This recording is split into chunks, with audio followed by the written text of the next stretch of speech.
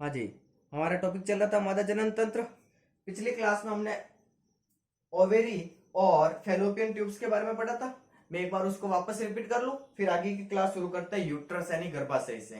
तो हमने लास्ट वाली क्लास में पढ़ा था कि ओवेरी एक जोड़ी होती है। एक जोड़ी का मतलब संख्या में दो है। देखो डायग्राम में मैंने थोड़ा सा आधा रफ कर लिया ताकि मुझे लिखने के लिए जगह मिल जाए, तो आप समझ लेना। अगर आपको पूरा डायग्राम बनाना है तो पिछली वाली क्लास को देखना। ओवेरी एक जोड़ी होती है यानी संख्या में दो है। प्राथमिक जननांग है, प्राइमरी सेक्स ऑर्गन कहते हैं इसे। क्यों कहते हैं? दो कार्य, एक तो ओवम को रिलीज करना और एक एस्ट्रोजन और प्रोजेस्टेरोन हार्मोन का सिक्रेशन करना। फिर हमने पढ़ा कि जो ओवेरी होती है, इस ओवेरी को जनन उपकला घेरे रहती है और उसके अंदर ओवेरियन स्ट्रोमा उपस्थित होता है। ओवेरियन स्ट्रोमा का परिधीय भाग यानी बाहर वाला भाग कॉर्टेक्स है और अंदर वाला भाग मेडुला है। कॉर्टेक्स में हमने पढ़ा कि इसके अंदर ओवेरियन फॉलिकल्स यानी ओवेरियन फॉलिकल्स यानी अंडाशय पुट्टिकाओं का निर्माण होता है, जैसे primary follicle, secondary follicle, tertiary follicle और मैच्योर फॉलिकल। और मेडुला में हमने पढ़ा कि इसमें loose connective tissue, elastin fibre और ब्लड वेसल्स होती है। ठीक है, इसके बाद में हमने ये फैलोपियन नलिका पढ़ी, जिसको आप अंडवाहिनी या ओविडक्ट भी कह सकते हो। फैलोपियन नलिका में हमने कहा कि जो ये फैलोपियन नलिका, इसके तीन भाग होते हैं। आगे वाला ये चौड़ा भाग कीप के आकार का इनफंडिबुलर कहलाता है, पीछे वाला चौड़ा भाग एम्पुला कहलाता है और लास्ट वाला संकरा भाग स्टमस कहलाता है। निषेचन का होता है फैलोपियन नलिका में होता है, और एग्जैक्ट स्थिति पूछे कहाँ होता है तो एम्पुला और स्टमस के जंक्शन पर निषेचन होता है। ठीक है, ये बातें हमने कल की क्लास में पढ़ी थी। आज हम शुरू करते हैं गर्भाशय। ये वाला भाग जो है मादा जनन तंत्र का जो सबसे महत्वपूर्ण भाग है, इसको इंग्लिश में यूट्रस कहते हैं और हिंदी में गर्भाशय कहते हैं। आज की क्लास इसके ऊपर रहेगी। तो गर्भाशय में आपको क्या क्या पढ़ना है, कौन कौन सी बातें याद रखनी है, एक बार इसको थोड़ा सा रफ करते हैं फिर शुरू करते हैं। ठीक है, तो सबसे पहले बात करें कि ये जो आपको पूरी संरचना दिखाई दे रही है यहां से लगाकर यहां तक, इसको कहते हैं गर्भाशय, यूट्रस, गर्भाशय। पहला बिंदु आपको ये याद रखना है। ठीक है, बेसिक बातें आपको क्या क्या याद रखनी है गर्भाशय के अंदर। तो देखो ये तीसरा भाग है। ठीक है, गर्भाशय हेडिंग लगाएंगे आप, गर्भाशय इंग्लिश में आप इसे यूट्रस कहते हो। देखो ओवेरी कितनी थी? एक जोड़ी। फैलोपियन ट्यूब भी कितनी है? एक जोड़ी। लेकिन जो यूट्रस है ये होता हमेशा एक। गर्भाशय एक है, ये पूरा एक होता है। ये पहली बात आपको याद रखनी है। इसी गर्भाशय को कहते हैं बच्चेदानी, और इंग्लिश में कहे तो वुम्ब। ठीक है, बच्चेदानी या वुम्ब कहते हैं इसे। आकृति की बात करें कि मतलब ये कैसी दिखाई देती है, तो अगर आपने नाशपाती देखी है, नाशपाती देखी है, उस नाशपाती को आप उल्टा रख दो, नाशपाती होती है ना, उसको आप उल्टा रख दो तो जैसे वो दिखाई दे रही है वैसी की वैसी आपको यूट्रस की संरचना या आकृति दिखाई देती है। तो नाशपाती को उल्टा रखने पर दिखाई देने वाली संरचना, या आप इसको ऐसा लिख सकते हो कि उल्टे नाशपाती के आकार की, उल्टे नाशपाती के आकार की। इतनी लाइन बड़ी नहीं लिखना चाहो तो आप लिख सकते हो उल्टे नाशपाती के आकार की। ठीक है, यह आपको इसमें याद रखना है आकृति में। ठीक है, आकृति हो गई उल्टे नाशपाती के समान। आकार की बात करें तो इसकी लंबाई, चौड़ाई और मोटाई गर्भाशय की कितनी होती है? तो लंबाई होती है 8 सेंटीमीटर, चौड़ाई होती है 5 सेंटीमीटर और मोटाई होती है 3 सेंटीमीटर। ये डाटा आपको याद रखना है। ठीक है, तो ये तो आपको गर्भाशय की सामान्य बातें हैं या बेसिक बातें जो आपको सीधे सीधे याद रखनी है। कौन कौन सी? कि गर्भाशय होता कितना है? एक होता है, इसे बच्चेदानी या वुम्ब कहते हैं। आकृति कैसी होती है? तो उल्टे नाशपाती के समान। सीधा सीधा लिखना चाहो तो ये वाली लाइन आप मत लिखना और सीधा लिख लेना उल्टे नाशपाती के समान।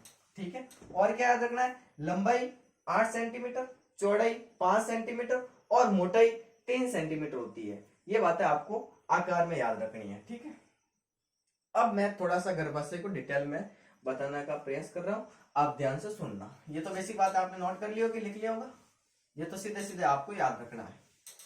अब आगे शुरू करते हैं हम।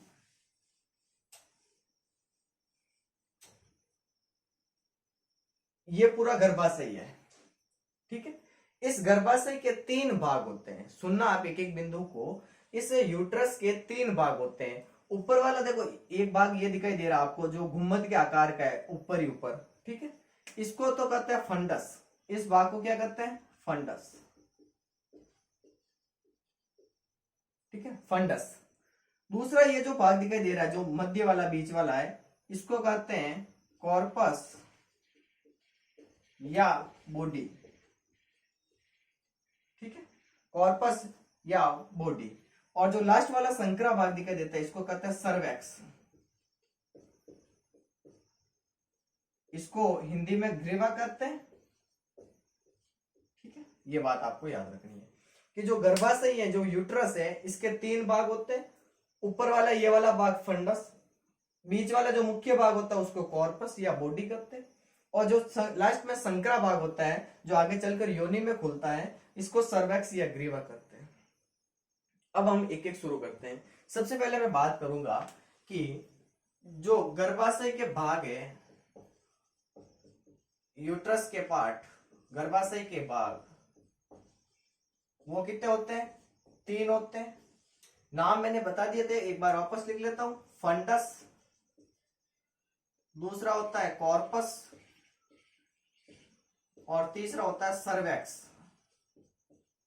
ठीक है, ये तीनों भाग गर्भाशय के हैं। अब एक एक की बात करें तो फंडस भाग, फंडस भाग आपको डायग्राम में दिखाई दे रहा है कि ये पूरा यूट्रस है। इस यूट्रस का जो ये ऊपर वाला भाग है, देखो ये फुला हुआ, जहां पर ये फैलोपियन नलिका यूट्रस में ओपन होती है ना, उसके जस्ट ऊपर वाला ये वाला भाग कहलाता है फंडस। ठीक है, तो पहले ही बात आपको फंडस में ये याद रखनी है कि फंडस गर्भाशय का, यानी यूट्रस का, गर्भाशय का ऊपरी भाग है जो गुम्मद के समान होता है। सीधी सीधी बात यही बताया था कि फंडस भाग गर्भाशय यानी ये पूरा यूट्रस है, इसके ऊपर होता है और ये गुम्मद के आकार का होता है, ये फंडस भाग है। ठीक है, और क्या याद रखना है, तो देखो ये फैलोपियन ट्यूब है, आपको कल पढ़ाया था मैंने, ये फैलोपियन नलिका है। ये फैलोपियन नलिका किस में खुलती है, इस आगे चलकर गर्भाशय में खुलेगी। तो ये गर्भाशय है और ये फैलोपियन नलिका है। तो फैलोपियन नलिका गर्भाशय में जहां खुल रही है, जहां ओपन हो रही है, उसके जस्ट ऊपर वाला ये वाला भाग, देखो ये फैलोपियन नलिका यहाँ खुल रही है गर्भाशय में, तो इसके ऊपर वाला ये वाला भाग कहलाता है फंडस। ठीक है, तो ये लाइन भी लिख लेना आप कि फैलोपियन नलिका, फैलोपियन नलिका जहां गर्भाशय में खुलती है, वहां का ऊपरी भाग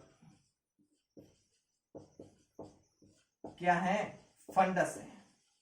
यह बात आपको याद रखनी है फंडस में। ठीक है, सीधे सीधी बातें याद रखनी है। फैलोपियन नलिका जहां गर्भाशय में खुल रही है, उसके ऊपर वाला भाग फंडस है, गुम्मद के आकार का है और सबसे ऊपर वाला भाग है। ये बातें इसमें याद रखनी है। सेकंड बात आपको याद करनी है कॉर्पस वाले। कॉर्पस जो ये गर्भाशय का जो बीच वाला और मुख्य भाग होता है, इसी को कहते हैं कॉर्पस या बॉडी। तो इसको रफ कर लो एक बार।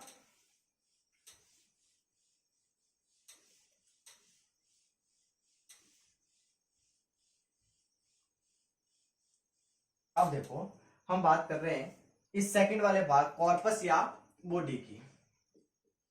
कॉर्पस गर्भाशय का जो ये बीच वाला मुख्य भाग होता है, ये होता है कॉर्पस। गर्भाशय का मध्य वाला व मुख्य भाग क्या कहलाता है? कॉर्पस कहलाता है। ये बात कॉर्पस में याद रखनी है, सीधी सीधी, आपको ज्यादा कुछ इसमें याद रखना नहीं है, ठीक है। लास्ट वाला भाग आता है जो सर्वेक्स, ये वाला जो ग्रीवा भाग है, इसके बारे में थोड़ी सी बात करेंगे हम। सर्वेक्स, हिंदी में इसको आप ग्रीवा कहते हो। तो देखिए आप, गर्भाशय का जो सबसे लास्ट वाला भाग है, देखो ये नीचे वाला भाग जो आगे चलकर किसमें खुलेगा? इस योनि में खुलेगा। ये तो सर्वाइकल कैनाल है, आगे बताएंगे इसके बारे में, जिसे आप ग्रीवा नाल कहते हो। तो ये जो गर्भाशय का जो लास्ट वाला ये संकरा भाग दिखाई दे रहा है, ये कहलाता है सर्वेक्स या ग्रीवा। तो पहला बिंदु आपको यही याद रखना है कि गर्भाशय का यानी यूट्रस का, गर्भाशय का अंतिम संकरा भाग, संकरा भाग सर्वेक्स कहलाता है या ग्रीवा कहलाता है, ठीक है। यह सर्वेक्स भाग ही आगे चलकर किसमें खुलता है? योनि में, ठीक है। और इस सर्वेक्स भाग के अंदर एक गुहा होती है जिसको आप कहते हैं सर्वाइकल कैनाल, ये वाली, इसको आप कहते हो ग्रीवा नाल हिंदी में। सर्वाइकल कैनाल इंग्लिश में कहते हैं, इसे हिंदी में कहते हैं ग्रीवा नाल, ठीक है। और यही ग्रीवा नाल आगे चलकर योनि में खुलती है और योनि के साथ मिलकर ये बनाती है जन्म नाल, बर्थ कैनाल, ठीक है। ये बात भी आपको याद रखनी है। तो सर्वेक्स के अंदर जो ये गुहा है, इसको क्या कहते हैं? ग्रीवा नाल या सर्वाइकल कैनाल। तो मैं सीधा सीधा लिख लूं कि ग्रीवा है, उसके अंदर जो गुहा है, गुहा यानी कैविटी या नाल, उसको कहते हैं ग्रीवा नाल, ठीक है, ग्रीवा नाल। और यही ग्रीवा नाल आगे चलकर योनि के साथ मिलकर यानी वेजाइना के साथ मिलकर क्या बनाती है? जन्म नाल, बर्थ कैनाल। ये बात आपको गर्भाशय में इन तीनों भागों के अंदर याद रखनी है, सीधी सीधी, ठीक है। अभी गर्भाशय की परतें पढ़ेंगे जिसमें 3 परतें भी हैं। अभी आपको ये सीधे याद रखने हैं कि गर्भाशय के 3 भाग होते हैं। ऊपर वाला भाग जो गुम्बद के आकार का उसको फंडस कहते हैं, बीच वाला भाग जो मुख्य है उसको कॉर्पस कहते हैं, सबसे नीचे वाला भाग सर्वेक्स कहलाता है, संकरा भाग होता है, ग्रीवा यानी जिसे आप हिंदी में इंग्लिश में सर्वेक्स कहते हो, उसे हिंदी में ग्रीवा ग्रीवा कहते हैं। ये ग्रीवा के अंदर गुहा पाई जाती है यानी कैनाल या खांच होती है। ये देखो ये डायग्राम में ये वाली, इसको कहते हैं ग्रीवा नाल या इंग्लिश में सर्वाइकल कैनाल कहते हैं। यही ग्रीवा नाल आगे चलकर योनि में जाकर खुलती है और योनि के साथ मिलकर ये बनाती है जन्म नाल या बर्थ कैनाल, मतलब यहीं से बच्चे का जन्म होगा, इसलिए इसे जन्म नाल कहा जाता है। तो ये बातें तो आपको गर्भाशय के भागों में याद रखनी है। इसके बाद में जो टॉपिक आता है वो आता है गर्भाशय के अंदर पाई जाने वाली परतें, कौन कौन सी लेयर्स होती है, तो उसके बारे में भी बात करते हैं। थोड़ा सा इसको रफ करते हैं पहले।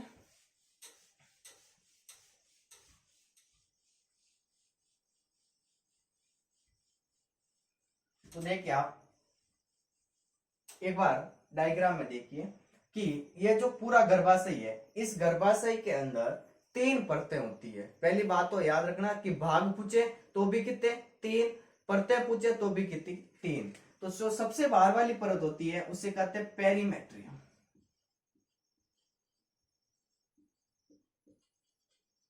पेरीमेट्रियम। बीच वाली परत को कहते हैं मिजोमेट्रियम,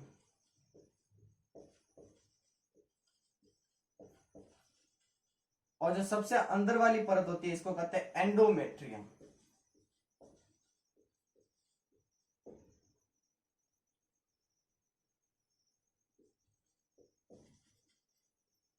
सॉरी, मिजो नहीं, मायोमेट्रियम,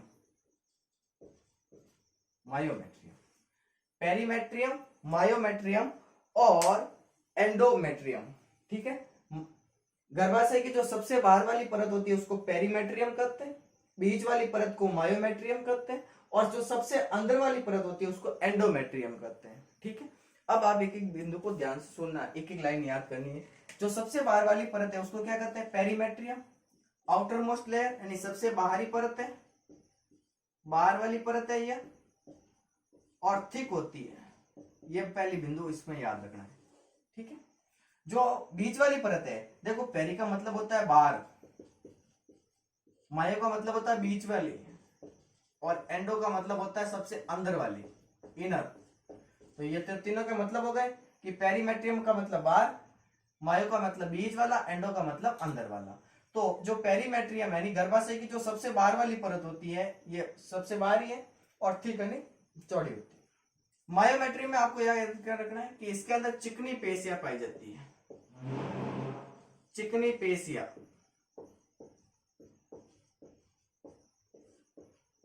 चिकनी पेशियां पाई जाती है। जब बच्चे का जन्म होता है तो इन पेशियों के अंदर संकुचन होता है, यह बात भी याद रखना आपको कि इन पेशियों के अंदर क्या होता है, संकुचन होता है। चिकनी पेशियां पाई जाती हैं और इसके अंदर संकुचन होता है बच्चे के जन्म के समय, अत्यधिक संकुचन होता है। और जो एंडोमेट्रियम है, ये वाली परत, आपने सुना होगा कि निषेचन के बाद यानी निषेचन क्या कि नर के अंदर शुक्राणु बनते हैं, मादा के अंदर अंडाणु बनते हैं। जब शुक्राणु और अंडाणु आपस में मिलते हैं तो क्या बनता है, जाइगोट बनता है। जाइगोट आगे चलकर क्या बनाता है, भ्रूण बनाता है। तो जो भ्रूण का आरोपण है, इम्प्लांटेशन जो भ्रूण का होगा वो इसी एंडोमेट्रियम परत पर होगा, मतलब भ्रूण का रोपण होगा इस परत पर, भ्रूण का रोपण होगा, इम्प्लांटेशन ऑफ एम्ब्रियो, भ्रूण का रोपण होगा। अगर भ्रूण का रोपण नहीं है तो महिलाओं के अंदर हर महीने 28 दिन के बाद में कौन सा चक्र चलता है, रज चक्र, मेस्ट्रुअल साइकिल या माहवारी चक्र। इस दौरान ये परत चक्रीय परिवर्तन दर्शाती है, मतलब ये टूट टूट कर एंडोमेट्रियम इस मेस्ट्रुअल साइकिल के दौरान जो ब्लीडिंग होती है उसके दौरान ये बाहर निकल जाती है। ठीक है, तो क्या क्या याद रखना आपको कि गर्भाशय के अंदर 3 परतें होती है, बाहर वाली परत को पेरीमेट्रियम करते हैं, बीच वाली को मायोमेट्रियम करते हैं और सबसे अंदर वाली परत को एंडोमेट्रियम करते हैं। पेरीमेट्रियम आउटर मोस्ट लेयर सबसे बाहर वाली है, थिक होती है। मायोमेट्रियम बीच वाली परत है, इसके अंदर चिकनी पेशियां पाई जाती है। जब बच्चे का जन्म होता है तो इन पेशियों के अंदर अत्यधिक संकुचन होगा, संकुचन होता है। और एंडोमेट्रियम जो सबसे अंदर वाली परत होती है, और जो भ्रूण का रोपण है यानी इम्प्लांटेशन, जो एम्ब्रियो का इम्प्लांटेशन होगा वो इसी एंडोमेट्रियम पर होगा, मतलब बच्चा आकर ये इसी परत के ऊपर ठहरेगा। 9 महीने तक गर्भाशय के अंदर बच्चे का विकास होगा।